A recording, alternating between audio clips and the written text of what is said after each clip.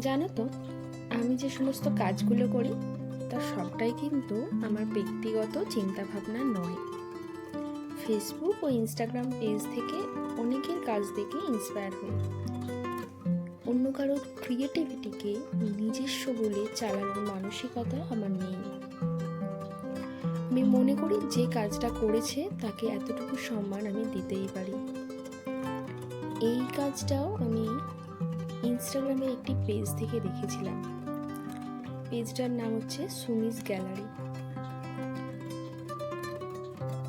তুমি তোমার কাজের সাফল্যের চূড়ায় পৌঁছাও শুনি। তোমার জন্য আমার অনেক শুভকামনা রইল।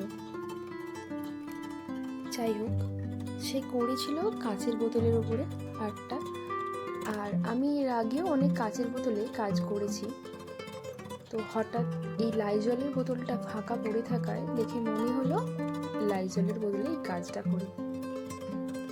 মজার ব্যাপার হলো, এই কাজটা দেখে আমার মা আমাকে বলেছে, তুই এই লাইজলের বোতলটাও ছাড়লি না। যাই হোক, দেখো তোমরা সে সত্যি কাজটা করার পর এরকম লেগেছে। এই যে তোমরা জানিও কমেন্ট করে কাজটা কেমন হয়েছে। তোমাদের সকলকে অনেক অনেক থ্যাংক ইউ।